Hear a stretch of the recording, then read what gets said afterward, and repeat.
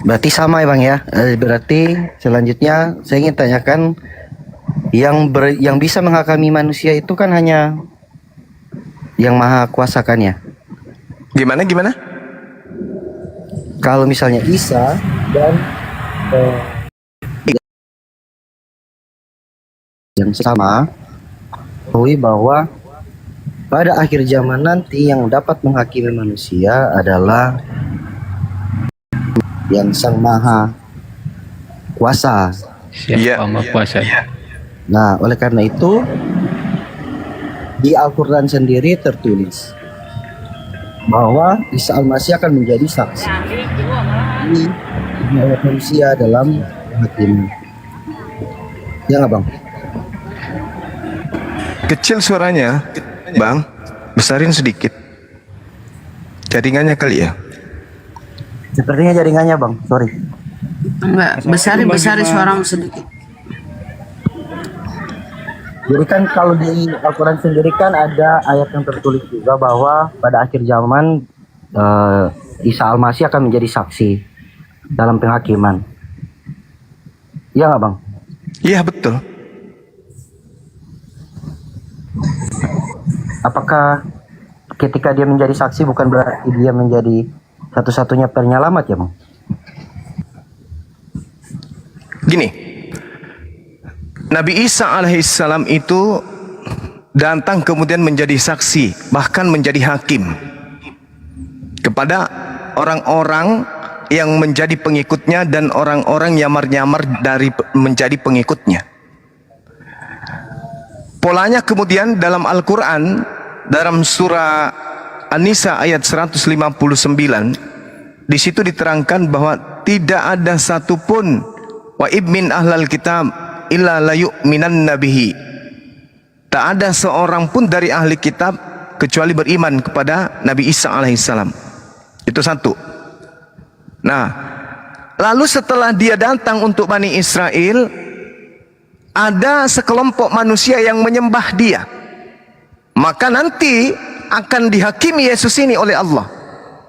Nabi Isa ini akan dihakimi. Wa iskalallahu ya Isa bin Maryam a anta qulta linnas tahizuni. Wahai Nabi Isa, apakah engkau yang mengajarkan mereka, orang-orang Kristen, untuk menjadikan dirimu sebagai sembahan selain daripada aku? Dia dihakimi oleh Allah. Kemudian Nabi Isa mengatakan, qala subhanaka ma yakunu li an aqula ma laysa li bihaqq. Maha suci engkau ya Allah, aku tidak punya hak untuk mengatakan apa yang bukan hakku untuk aku katakan. Ma qultu lahum illa ma amartani bi. Sesungguhnya apa yang aku sampaikan kepada mereka hanyalah ani abudullah rabbi wa rabbakum, sembahlah Allah Tuhanku dan Tuhanmu. Hanya itu yang aku sampaikan kepada mereka. Aku menjadi saksi kepada mereka selama saya masih ada sama mereka. Tapi ketika kau selamatkan ke langit, engkaulah yang menjadi saksi terhadap mereka. Itu kata Nabi Isa. Berarti dia akan dihakimi. Adapun Isa datang nantinya untuk membersihkan namanya. Makanya dikatakan mematahkan salib itu artinya apa? Mematahkan pandangan, iman, kepercayaan, keyakinan penumpang gelap akan dirinya yang disalib. Maka dia datang untuk mematahkan anggapan penyaliban itu. Itu tujuan dia datang. Kenapa dia datang untuk yang kedua kalinya? Sebab ada terdakwa, makanya dia jadi hakim. Dia menghakimi yang terdakwa. Yang terdakwa siapa? Kalian Kristen. Siapa yang memerintahkan kalian menuhankan dia? Oknum yang datang kepada Bani Israel lahir tanpa ayah ini. Ada yang mengajarkan. Yesus tidak, Isa tidak, Elohim tidak, Allah pun tidak. Lalu yang mengajarkan Anda kemudian menyembah Yesus siapa? Nabi palsu, pengajar palsu, Mesias palsu, Dajjal yang mengajarkan Anda untuk menyembah kepada Yesus. Itu dia datang. Coba baca dalam Yohanes 12:48. Barang siapa yang menolak aku, dia sudah ada hakimnya, yaitu perkataan yang pernah aku katakan di tengah-tengah mereka. Perkataan itulah yang kelak akan menjadi hakimnya di akhir zaman. Nah, perkataan Yesus nanti akan menjadi tolak ukur penghakimannya kepada kalian. Makanya dalam Matius 7:15-23, enyahlah daripada aku kalian semua adalah pembuat kejahatan, aku tak mengenal kalian. Siapa ini? Yang memanggil Yesus Tuhan. yang bernubuat pakai nama Yesus, mengusir setan pakai nama Yesus, bermujizat pakai nama Yesus. Itulah kalian. Maka Nabi Isa alaihissalam datang menghakimi orang-orang, membersihkan orang-orang yang mengatasnamakan dirinya Kristen dan menjadikan salib itu sebagai simbol keselamatan. Padahal tadi kita bahas, siapa yang terkutuk di atas tiang salib? Orang yang makan suap, orang yang dikutuk, orang fasik, pengkhianat. Apakah itu Yesus? Bukan. Bukan. Maka dalam Al-Quran, Nabi Isa alaihissalam itu diselamatkan oleh Allah, diangkat oleh Allah ke langit, diselamatkan dari orang-orang kafir. Itu di dalam Al-Quran. Sehingga yang mati di salib ini adalah orang yang menggantikan dia. Berdasarkan Bible Anda, siapa orang itu? Dijawab oleh Bible, orang itu adalah orang yang terkutuk. Siapa yang terkutuk? Antara Yesus dan Yudas. Itulah jawabannya. Kalau yang terkutuk itu adalah Yesus, berarti Al-Quran salah. Tapi kalau yang terkutuk itu adalah Yudas, berarti Al-Quran benar. Nah sekarang faktanya apa? Yang terkutuk antara Yesus dan Yudas, Kristen yang benar. Yang penting Kristennya jujur. Kalau Anda mengatakan yang terkutuk itu adalah Yesus, gugur Al-Quran. Tapi pertanggungjawabannya adalah, apa alasan Anda mengatakan Yesus terkutuk? Beberkan ke kami, biar Al-Quran gugur. Coba, ada yang bisa menjawab? Yesus terkutuk karena pernah merampok, pernah mencuri, pernah memperkosa, pernah membunuh. Mana dalilnya? Tak ada dalilnya. Lalu tuduhan kalian bahwa dia terkutuk itu apa alasannya? Kami ingin supaya dosa kami. Wah, itu akal-akalan orang pagan, orang Roma Yunani yang mau melanggengkan pengajaran penyembahan kepada dewa Molok. Hanya dewa Molok yang meminta darah untuk menebus kesalahan-kesalahan hamba-hambanya. Itu dewa Molok. Kalau Elohim tidak pernah minta darah, tumbal dari darah manusia. Tidak pernah. Nah, sekarang tunjukkan dalilnya. Ini tugas seorang Kristen nih, untuk menggugurkan Al-Quran, bahwa bukan Nabi Isa yang disalibkan, bukan Yesus yang disalibkan. Itu kata Al-Quran.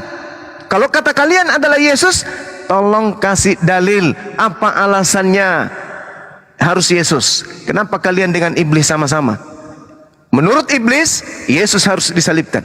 Menurut Kristen, Yesus harus disalibkan. Yang punya kepentingan di sini iblis. Anda hanya membantu iblis atas kepentingannya. Tapi kalau Anda mengatakan saya keliru, saya memfitnah, tolong tunjukkan apa item-item dosa yang Yesus lakukan sehingga dia layak menjadi tumbal di atas tiang salib untuk dosa-dosa orang pendosa kayak kalian. Silakan.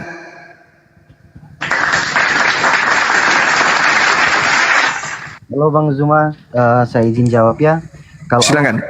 Kalau Abang mengatakan bahwa siapa yang mati di kayu salib, rata-rata orang Kristen akan menjawab Yesus Kristus. Tapi apakah data yang ada di Alkitab bahwa Yesus terkutuk sesuai dengan apa yang dikatakan Paulus? Menurut kami Yesus tidak terkutuk. Tidak terkutuk tapi disalibkan. Salah nggak tuh? Salah salib nggak? Salah salib nggak? Salah orang nggak tuh? Kan yang harus disalib ini kan orang terkutuk. Yesus tidak terkutuk. Nah, pertanyaan saya, salah orang nggak tuh? Izin jawab Bang Zuma. Silakan. Nah, tidak salah karena Tidak salah. Ya. Alasannya? Tidak salah. Kenapa? Alasannya adalah ketika pada zaman itu adalah orang-orang yang menghakimi raja-raja pada saat itu adalah orang-orang Yahudi, di mana mereka ketika Yesus berkata sebelum ada Abraham udah ada aku, orang berpikir bahwa dia memuji Allah sehingga dia dinyatakan bahwa dia adalah orang yang berdosa sehingga dia disalibkan. Tapi pada dasarnya adalah dia tidak berdosa tapi disalibkan. Menurut saudara, penyaliban itu Anda restui atau tidak?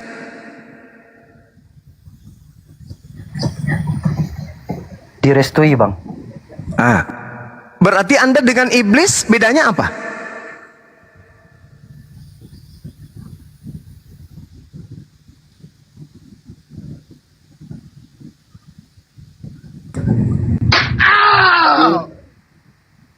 Iblis mau Yesus disalibkan, Anda mau Yesus disalibkan. Bedanya Anda dengan iblis apa?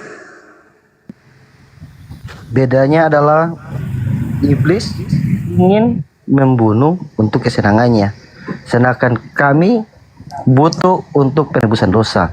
Kenapa? Karena pada zaman dahulu orang-orang untuk menebus dosa harus ada yang di ya. Berarti keinginan iblis tercapai, keinginan Anda juga tercapai. Betul?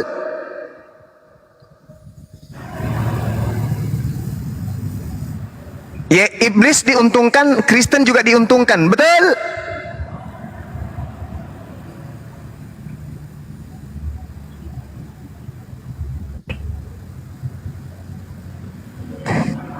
Betul, Bang. Iblis untuk menyenangkan hatinya, Kristen untuk ditebus dosanya. Terjadi penyaliban, iblis diuntungkan, Kristen juga diuntungkan. Betul? Maka benarlah kata Al-Quran. Lagi-lagi iman umat Islam yang nyima ini akan semakin kuat. Wa kanal kafiru ala rabbihi zahira. Adalah orang-orang kafir penolong-penolong iblis untuk durhaka kepada Tuhan. Kalau iblis menginginkan pembunuhan terhadap Yesus, lalu Yesus dibunuh, selesai perkara. Tapi iblis tidak berhenti sampai di situ. Iblis menginginkan usahanya tidak sia-sia. Kalau Anda tadi sudah mengatakan ingin menyenangkan iblis sampai dia menyalibkan Yesus, bahkan tidak sampai di situ. Kenapa? Sumpah iblis akan menyesatkan orang sampai kiamat. Setelah dia berhasil membunuh oknum yang terkutuk ini, apakah iblis diam? Tidak. Iblis akan berusaha supaya kerja matinya ini, kerja kerasnya ini diimani sebagai tumbal untuk menebus dosa. Siapa yang terperangkap? Siapa yang terperangkap? Islam atau Kristen? Siapa yang mengaminkan pekerjaan iblis? Siapa yang mengikuti kesenangan iblis? Islam atau Kristen?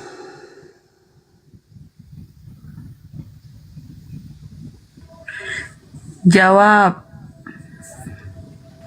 Coba dicerna lagi. Ayo. Islam datang meluruskan. Tadi ingat, Bung? Anda bertanya, Isa, Yesus sama. Saya katakan apa? Tak ada hubungannya Yesus dengan Kristen. Tak ada hubungannya antara Nabi Isa dengan Kristen. Yang berhubungan dengan Islam itu adalah Yesus atau Isa. Kenapa? Karena Yesus mengatakan, setelah roh kebenaran itu datang, dia akan memuliakan aku. Iblis merasuki Yudas, apakah untuk menghinakan Yesus atau untuk memuliakan Yesus? Dia terkutuk di atas tiang salib, berarti menghinakan.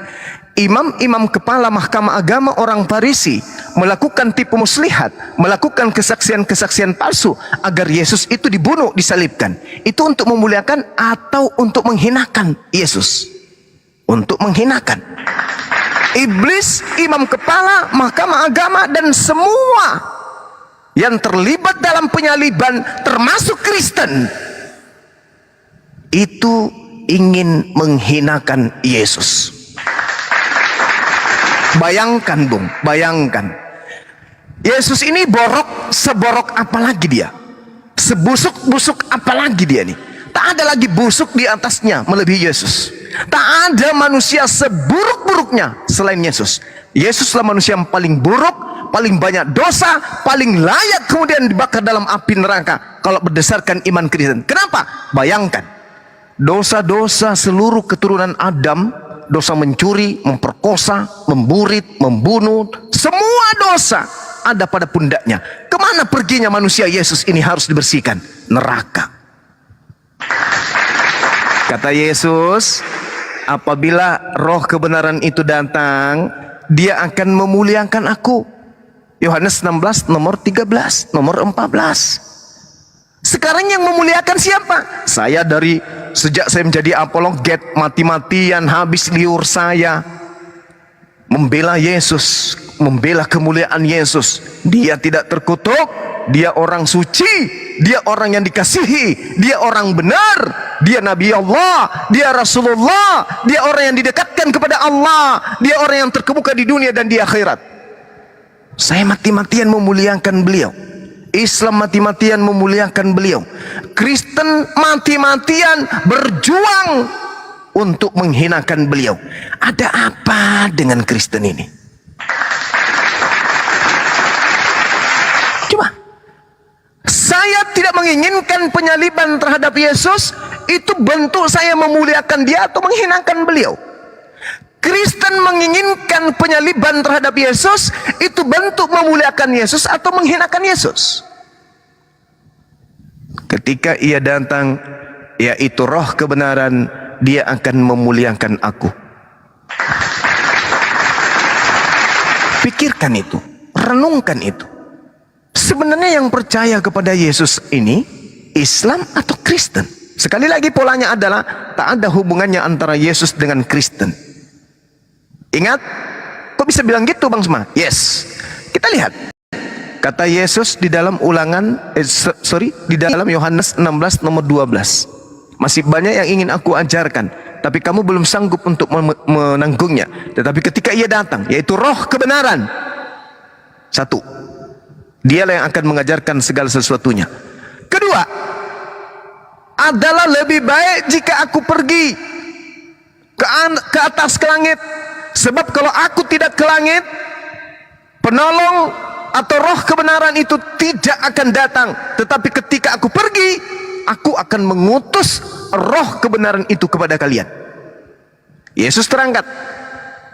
Singkat cerita, setelah terangkat ke langit, Nabi Muhammad SAW jelas dinyatakan bertemu dengan Roh Kudus alaihi salam. Di mana tertulis itu? Di dalam Al-Qur'anul Karim surah An-Nahl ayat 102. Saya bacakan. Bismillahirrahmanirrahim. Qul nazzalahu Ruhul Qudus min rabbika bil haqq liyuthabbital ladzina amanu wa hudaw wa busyra lil muslimin. Yang datang setelah aku pergi adalah Roh Kudus. Katakanlah wahai Nabi Muhammad, Roh Kudus menurunkan Al-Quran ini dari Tuhan. Menurunkan Al-Quran. Roh Kudus datang kepada baginda Rasulullah Muhammad sallallahu alaihi wasallam. Roh Kudus kemudian meneguhkan hati orang-orang yang beriman dan menjadi petunjuk serta kabar gembira bagi orang-orang yang berserah diri kepada Allah, yang intisarinya adalah Al-Quranul Karim. Sekarang yang datang kepada Paulus ketika dia ke Damsyik siapa? Kisah Para Rasul 22 nomor 8, nomor 6, nomor 7, nomor 8. Lalu kemudian di mana lagi? Kisah Para Rasul 9 nomor 6, Kisah Para Rasul 22 nomor 8. Siapakah engkau? Apakah engkau? Tuhan. Akulah Yesus. No. Kata Yesus, setelah aku terangkat ke langit, yang datang Roh Kudus. Yang datang kepada Nabi Muhammad Roh Kudus, yang datang kepada Paulus Yesus. Hei, tolonglah, marilah kita berpikir. Agama titipan penjajah, warisan penjajah ini ngajarin kita error. Kata Yesus, adalah lebih baik jika aku terangkat ke langit. Sebab kalau aku tidak terangkat ke langit, roh kebenaran itu tidak akan datang. Yang datang kepada Nabi Muhammad, roh kebenaran, Roh Kudus, Roh Suci. Yang datang kepada Paulus, Yesus. Nah, sekarang polanya bagaimana? Kita mendeteksi apa yang datang kepada baginda Rasulullah Muhammad SAW. Al-Quran. Apa isi Al-Quran? Memuliakan Yesus. Satu. Sekarang apa yang datang kepada Paulus? oknum bernama Yesus. Wow. Tapi Yesus mengatakan bukan dia. Sebab kalau dia tidak pergi, kalau dia tidak pergi, roh kebenaran itu tidak datang. Harus pergi dia, supaya roh kudus itu, roh kebenaran itu datang. Kalau ternyata yang datang ini Yesus juga, ngapain dia pergi, Cak Ayu? Ngapain dia terangkat ke langit? Habis itu dia turun lagi. Kerjaan. Kan dia mengatakan, aku harus pergi. Sebab kalau aku tidak pergi, roh kebenaran itu tidak datang. Ternyata dia juga yang datang. Berarti Paulus yang datang pada dirinya bukan Yesus, tapi roh jahat. Apa buktinya roh jahat? Matius 12 nomor 22. Ada nggak yang bisa memahami di situ? Ini data yang semalam kita pelajari dengan mu'allaf. Orang yang kerasukan roh jahat akan mengalami buta. Paulus setelah mendengarkan jawaban dari roh itu, akulah Yesus yang kau aniaya. Matanya buta atau tidak? Seketika buta tidak Paulus? Buta. Buta. Di mana tertulis? Kisah Kisah para Rasul Apa ya? 9:22 nomor 9. Buta, kata Yesus. Tanda-tanda orang kerasukan roh jahat, buta matanya. Paulus buta. Berarti roh kebenarannya datang kepada Nabi Muhammad, roh jahatnya datang kepada Paulus. Nah sekarang polanya, apabila roh kebenaran itu datang, maka dia akan memuliakan aku. Begitu Paulus datang masukkan roh jahat, apakah dia memuliakan Yesus? Tidak. Apa buktinya? Terkutuklah Yesus yang mati di atas tiang salib. Ini bukti akurat. Ini bukti akurat. Maka pengajar-pengajar palsunya mengajarkan Yesus menyembah apa? Yesus disembah. Yesus dianggap Tuhan. Orang-orang yang percaya kepada pengajaran Paulus memanggil Yesus Tuhan, bernubuat pakai nama Yesus, mengusir setan pakai nama Yesus. Apa endingnya? Apa endingnya? Pengusiran, diusir. Oleh karena itulah Bung, saya katakan, yang terkutuk di atas tiang salib itu Yudas, bukan Yesus. Yang kalian sembah selama 2000 tahun ini itu bukan Yesus, oknum lain yang mengajarkan kalian untuk mengikuti ajaran-ajaran yang jauh dari ajaran para nabi. Jadi kesimpulan saya adalah, ketika Yesus mengatakan aku pergi, yang datang setelahku adalah roh kebenaran, maka roh kebenaran itu datangnya kepada baginda Rasulullah Muhammad SAW, sehingga seluruh umat Islam di atas muka bumi ini memuliakan oknum yang datang di tengah-tengah Bani Israel lahir tanpa ayah. Kami sebutnya Nabi Isa, kalian sebutnya Yesus. Nah, sedangkan yang datang kepada Paulus adalah oknum yang mengaku Yesus.